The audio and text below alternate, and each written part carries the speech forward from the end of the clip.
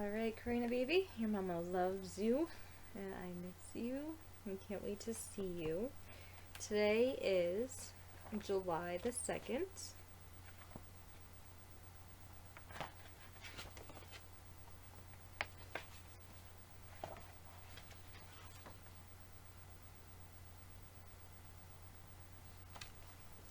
It's the Runaway tea set. The teapot and the teacups were climbing off the tray. With a creamer and a sugar bowl, they played and ran away. No more work for us, they cried, and they jumped down to the floor. But as they crashed, each one was smashed. The tea set was no more. Oh my. So the tea set ran away, right? The runaway tea set. The teapot and the teacups were climbing off the tray. With the creamer and the sugar bowl, they planned to run away. No more work for us, they cried, and jumped down to the floor. But as they crashed, each was smashed. The tea set was no more. So what do we learn from this? We learn that you really can't run away from your work now, can you? Everyone has a specific thing that they do throughout the days, the years, and months of their lives, right? Men and women are very different. So women have certain things that they're able to do that men aren't. Women have children, and they feed their children, and they raise their children in a different way than men do, right? But the mamas and the papas all love their babies, but you can't run away from the work that you have to do and the work that you're here to do. Alright, let's move on to the children's literature book. Let's see what our next story is. Yesterday we read Peter Pan.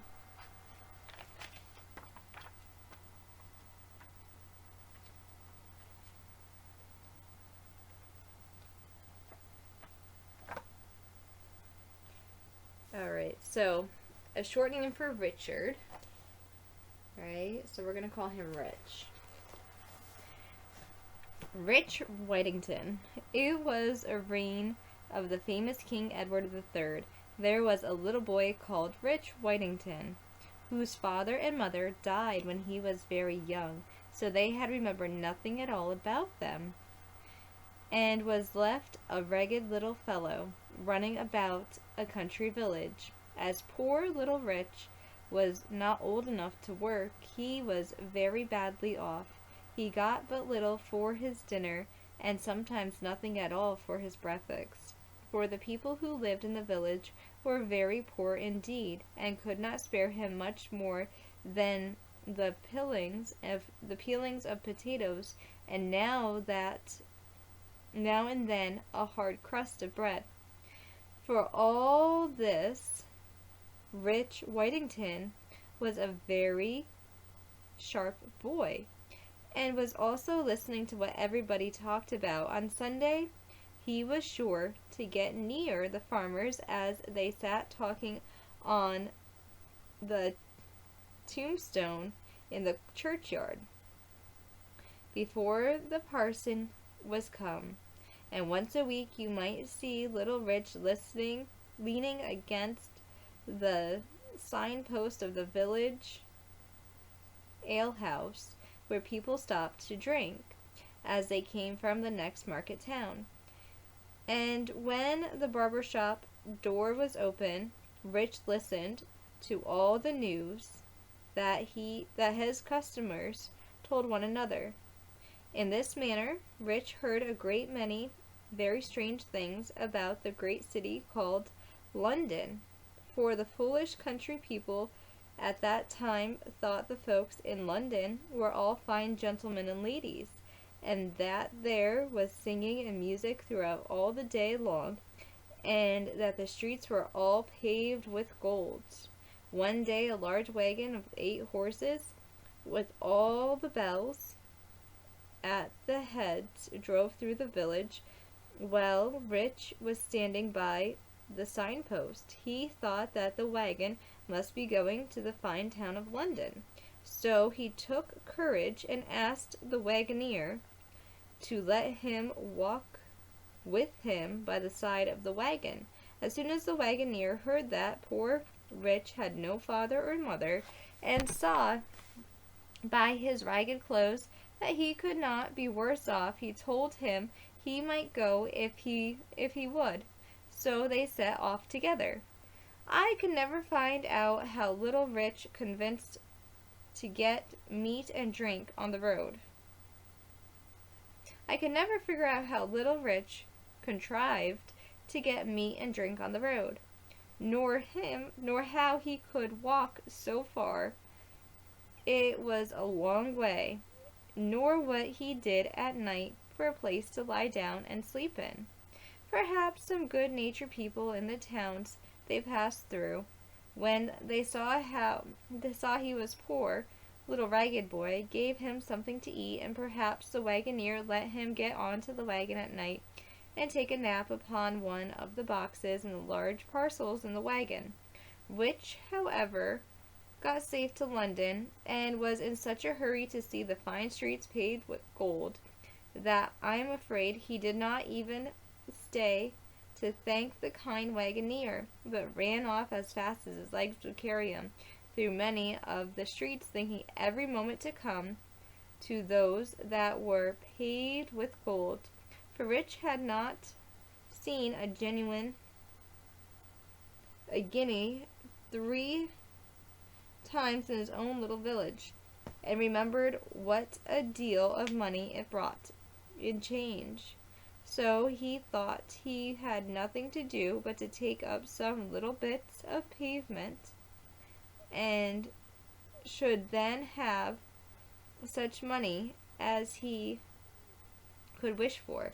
Poor Rich ran till he was tired, and he quite forgot his friend the wagoner, but at last found it grew dark, and that every way he turned he saw nothing but dirt instead of gold. He sat down in a dark corner and cried himself to sleep.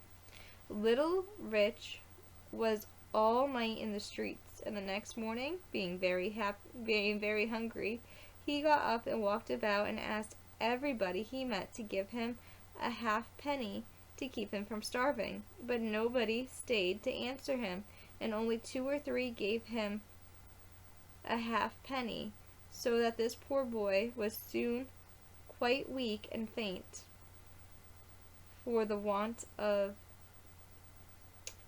He got up and walked about and asked everybody he met to give him a halfpenny to keep him from starving, but nobody stayed to answer him, and only 2 or 3 gave him a halfpenny, so that the poor boy was soon quite weak and faint for the want of victuals, Victuals,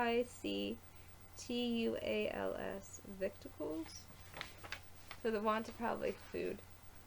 At last, a good-natured looking gentleman saw how hungry he looked. "Why don't you go to work, my lad?" said he to Rich. "That I would, but I do not know how to get any," answered Rich.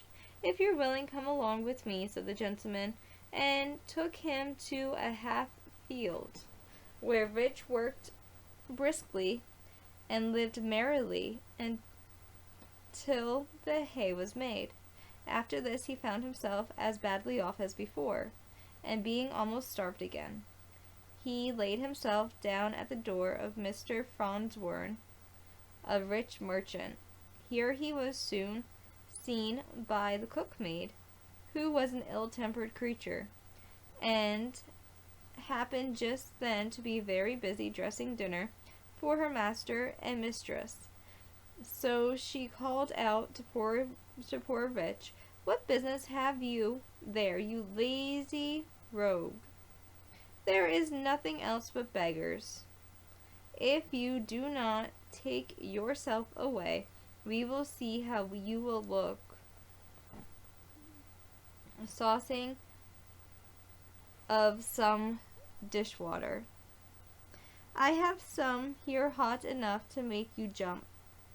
Just at that time Mr. Farnsworth himself came home to dinner, and when he saw a dirty ragged boy lagging at the door, he said to him, "Why do you lay there, my boy? You seem old enough to work. I am afraid you are inclined to be lazy." "No, indeed, sir," said Rich to him, "that is not the case, for I would work with all my heart, but I do not know anybody, and I believe I am very sick for the want of food." "Poor fellow, get up. Let me see what ails you." Rich now tried to raise, but was obliged to lie down again, being too weak to stand, for he had not eaten any food for 3 days, and was no longer able to run about and beg for halfpennies of people in the street. So the kind merchant ordered him to be taken into the house and have a good dinner given him, and be kept to do what dirty work he was able for the cook. Little Rich would have lived very happily in this good family if it had not been for all the ill-natured cooks, who was finding fault and scolding him from morning to night. And besides, she was so fond of basting that when she had no meat to baste, she would baste poor Rich's head and shoulders with a broom, or anything else that happened to fall in her way. At last her ill usage of him was told to Alice, Mr. Farnsworth's daughter, who told the cook she could be turned away if she did not treat him kinder. The ill humor of the cook was now a little amended, but besides this, Rich had another hardship to get over. His bed stood in a granite, where there were so many holes in the floor and the walls that every night he was tormented with rats and mice. The gentleman having given Rich a penny for cleaning his shoes, he thought he would buy a cat with it. The next day he saw a girl with a cat, and asked her if she would let him have it for a penny. The girl said she would, and at the same time told him the cat was an excellent mouser.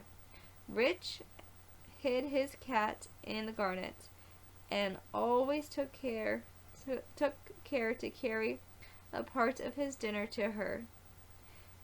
And in a short time he had no more trouble with rats and mice, but slept quite soundly every night.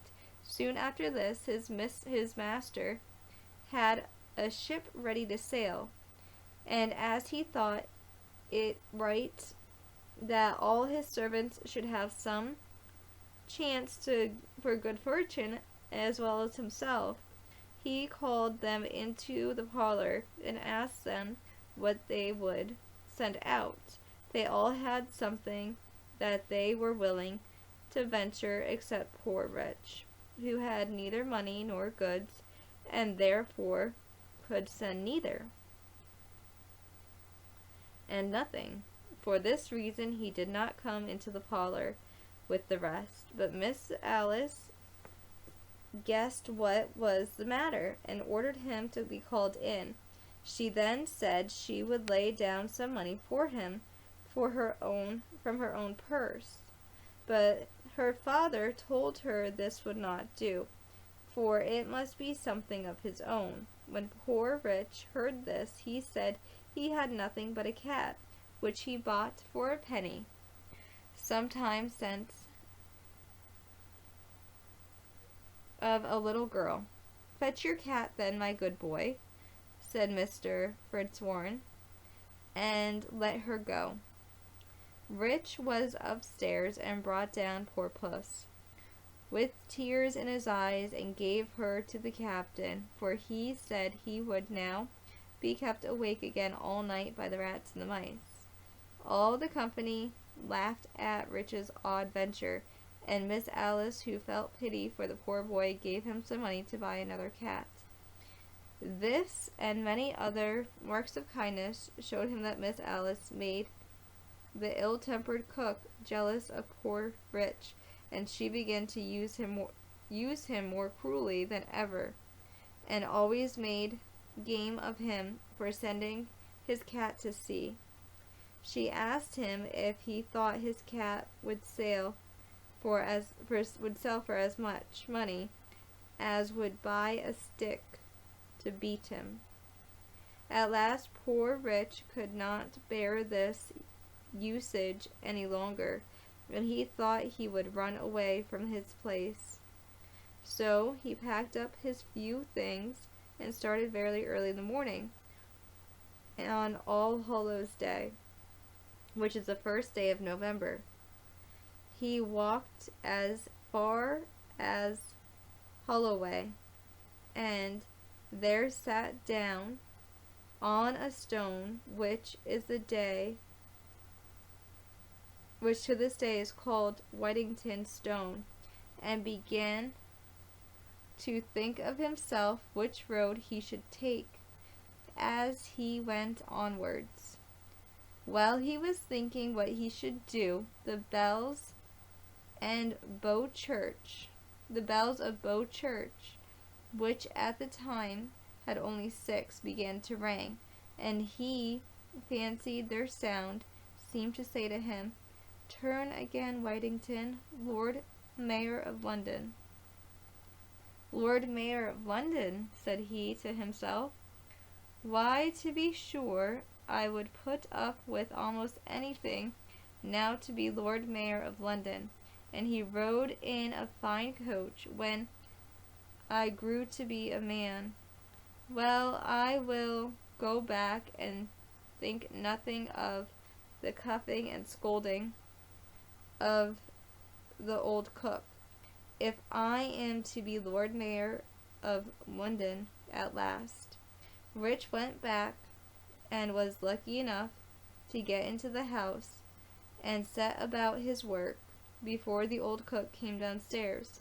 The ship with the cat on board was a long time at sea, and was at last driven by the winds on a part of the coast of Barbary, where the only people were the Moors, whom the English had never known before.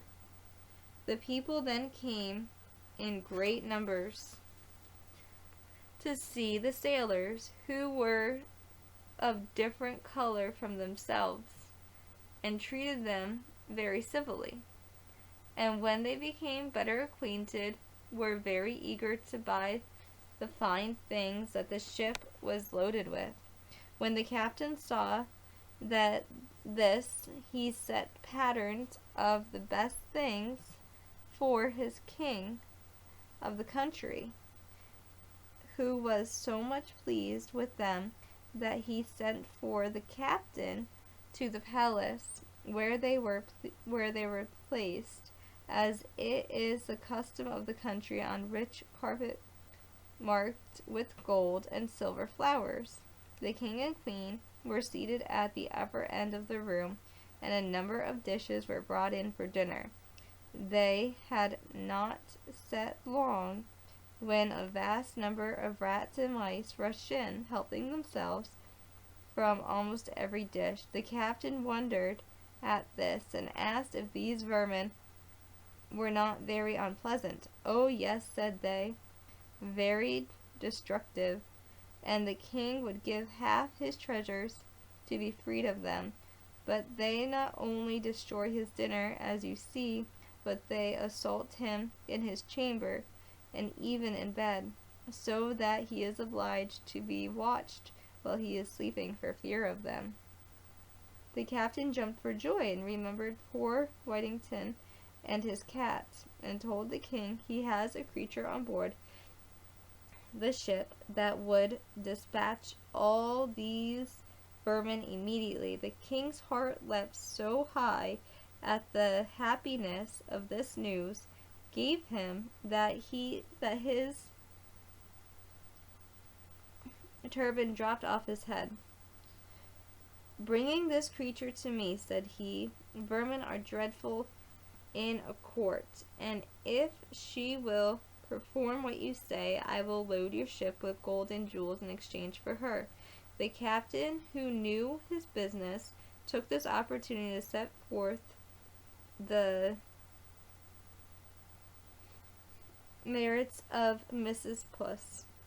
He told his Majesty that it would be inconceivable to part with her, as when she was gone the rats and mice might destroy the goods on the ship, but to oblige his Majesty he would fetch her. "Run, run," said the Queen. "I am impatient to see the dear creature." Away with the captain to the ship. Well, another dinner was got ready. He put Puss under his arm and arrived at the palace soon enough to see the table full of rats. When the cat saw them, she did not wait for bidding. She jumped out of the captain's arms, and in a few minutes led almost all the rats and mice dead at her feet. The rest of them, in their fright, scampered away to their holes. The king and queen were quite charmed to get so easily rid of such plagues, and desired that this creature, who had done them a great kindness, might be brought to them for inspection. Upon which the captain called, "Puss, Puss, Puss," and she came to him. He then presented her to the queen, who started back and was afraid to touch a creature who had made such a havoc among the rats and mice. However, when the captain stroked the cat and called, "Puss, Puss," the queen also touched her and cried, "Purdy, Purdy," for she had not learned English. He then put her down on the queen's lap, where she purred, played with her Majesty's hand, and then sung herself to sleep. The king, having seen the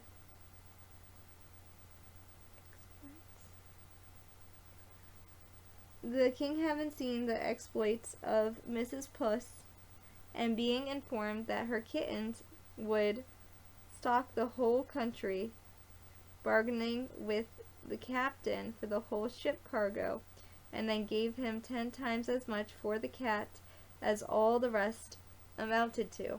The captain then took leave of the royal party and set sail with a fair wind for England, and after a happy voyage arrived safe in London.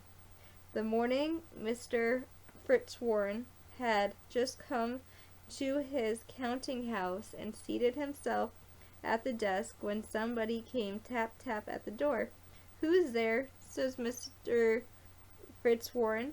"A friend," answered the other. "I come to bring you good news of your ship Unicorn." The merchant, bustling up, instantly opened the door, and who stood there to be seen but waiting for the captain and factor with a look. There they are. There's the kitty that he bought.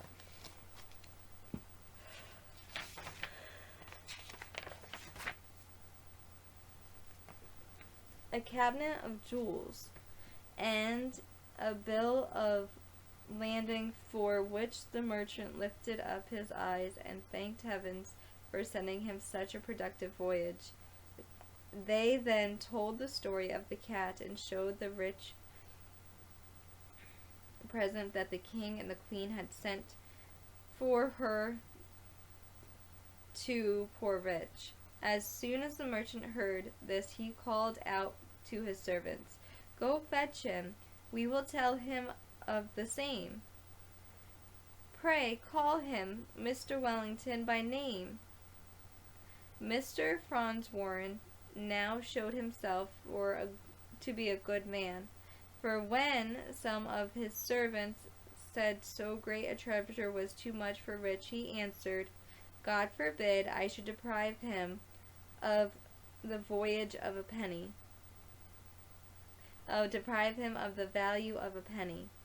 He then sent for Rich, who at that time was scouring pots for the cook and was quite dirty. Mr. Farnsworth ordered a chair to be set for him, and so he began to think that they were making a game of him, and the same time begging them not to play tricks when the poor simple boy, but to let him go down again, if they pleased, to his work. Indeed, Mr. Whittington, said the merchant, we are all quite in earnest with you, and I must heartily rejoice in the news these gentlemen have brought for you. For the captain has sold your cat to the King of Barbary, and brought you in return for her more riches than I possess in the whole world, and I wish you may long enjoy them. Mr. Farnsworth then told the man to open up the great treasure they had brought with them, and said, Mr. Wellington has nothing to do but to put it in some place of safety. Rich hardly knew how to contain himself for joy. He begged his master to take what he pleased, since he owed it to him and to his kindness. No, no, Mr. Farnsworth, this is all your own, and I have no doubt but you will use it well. Rich next answered his mistress, and then Miss Alice, to accept a part of his good fortune, but they would not, and at the same time they told him they felt great joy at his good success. But the poor fellow was too kind-hearted to keep it all to himself, so he made a present to the captain, the mate, and the rest of Mr. Farnsworth's servants, and even to the ill-natured old cook. After this, Mr. Farnsworth advised him to send for a proper tradesman to get himself dressed like a gentleman, and told him he was welcome to live in his house till he could provide himself with a better. When Wellington's face was washed, his hair curled, his hat cocked, and he was dressed in a nice suit of clothes, he was as handsome and genteel as any young man who visited at Mr. Farnsworth's, so that Miss Alice, who had once been so kind to him and thought of him with pity, now looked upon him as fit to be her sweetheart. And the more so, no doubt, because Wellington was now always thinking what he could do to oblige her, and making her the prettiest presents that could be. Mr. Farnsworth soon saw that their love for each other, and proposed to join them to marriage, and to this day they both readily agree. The day for the wedding was soon fixed, and they were attended to church by the Lord Mayor, the court of aldermen, the sheriffs, and a great number of the richest merchants in London, whom they afterwards treated with a very rich feast. History tells us that Mr. Wellington and his lady lived in a great splendor, and were very happy. They had several children. He was Sheriff of London, also Mayor, and received his honor a knighthood by Henry V. The figure of Sir Richard Wellington, with his cat in his arms, is served in stone, was to be seen till this year in 1780 over the archway of the old prison of Newgate that stood across Newgate Street. Alright, tomorrow is The Emperor's New Clothes, baby. I hope that you enjoyed that book. That's tomorrow. This is today's book. Mr. Wellington. Let's see what's next in Aesop's Fables.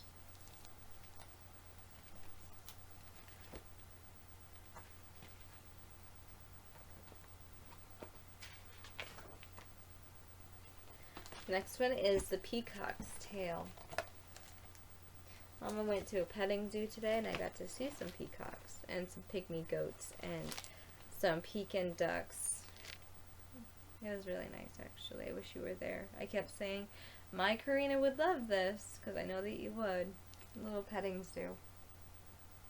Alright, so the Peacock's Tale. There was a time when the peacock could fly higher than any other bird over the trees and nearly up to the sunlight clouds. One day, after soaring above the earth, the peacock landed near a quiet pool and glimpsed his reflection in the water. Horrified, he saw that his feathers were dull brown, without a single scarlet plum or golden crust among them. "This is terrible," he cried. "I would pay any price only if I could be beautiful." And he fell asleep that night, still lamenting his plainness. When he woke up the next morning, he found that his wish had been granted. His dull feathers had become transformed into shiny blue and emerald green, purple and turquoise, and he was most delighted with the very long tail that he could spread out behind him like an emperor's fan. The peacock strolled through the woods, showing off his glorious feathers to every bird he met. But even this wasn't enough. "Everyone must see me," the vain bird thought. "I'll only fly above the trees and show my new feathers to all." When he stretched out his wings, however, he found that the weight of the heavy tail pinned him to the ground. A small brown sparrow, who sat in the tree above, saw the peacock struggling to fly. "You have what you wanted," he called down, "but is beauty worth such a price?" And before the peacock could reply, the sparrow spread his wings and soared away. Vanity carries a high price. It really does. The males, this is a male peacock. I know that you learned this before because Mama took you down to see all of the exhibits, but the male peacocks look very pretty and the female peacocks look very plain. In nature tries to protect all the females because the females need to be there to raise their babies. And the males provide for the women who raise the babies. That's the way it works in nature. It's just the way that it is. The Man and the Lion. A man and a lion happened to meet on the road. It happens that way in nature because women are very important in nature to raise their children. So nature gives women a natural camouflage. So women are usually, in nature, not as beautiful as the males. The males have to have beautiful feathers and show off because the women get to choose a beautiful male to mate with. That's the way it works. Nature always tries to protect the women. Alright, the Man and the Lion. A man and a lion happened to meet on the road to follow and fell into conversation. It wasn't long before they began to argue. "Any fool knows that a lion is stronger than a man," the lion boasted. "A lion is the king of the beast. He may be, but a man is mightier yet, and everybody knows it," proclaimed the man. "Just look at the statue over there," and he pointed to the tall marble statue by the roadside, showing a man gripping a lion by the throat. "That proves nothing," protested the lion. "After all, a man carved that statue. I would have been quite a different scene had a lion made it." There are two sides to every story. That is very true, baby. There's actually three. There's his side, her side, or there's one side, the other side, and then the middle of what really happened. Alright? Unless it's recorded. Mama loves recordings. I love to record everything in life because it just makes life easy if it was recorded. Mama wants to make a dermal that uploads to your own personal cloud and just has everything recorded for you, so no one can jump for things that they don't do. You just hit play and you go, nope, see, play, this is what this is. So Mama really wants to do that one of these days. The Fisherman and His Catch. A hard-working fisherman. He had bad luck one day on the water. He caught only a single small fish. You're barely big enough for a mouthful, he explained, but at least you'll be something to bring home to my family for dinner. A little fish grasped his mercy and spared my life. You can see what a pitiful meal I'd make. If you threw me back, I promise I'll grow into a fish.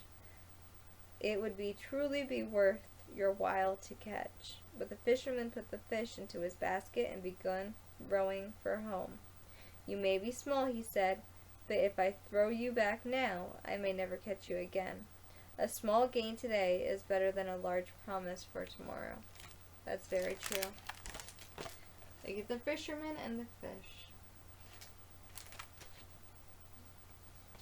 Alright, baby, Mama's tired. So I'm going to sing you a song. Lila told, then good night to you. Lila told, may your dreams come true. We sing Lila told, may Israel protect you throughout the night until you reach the morning light. I love you, and I miss you, baby. Mama loves you so much. I pray for you all the time. I pray for you that God just loves you and protects you and lets you know that I'm there for you no matter what. And that He just keeps hold of you. Alright? I love you. Good night, my angel.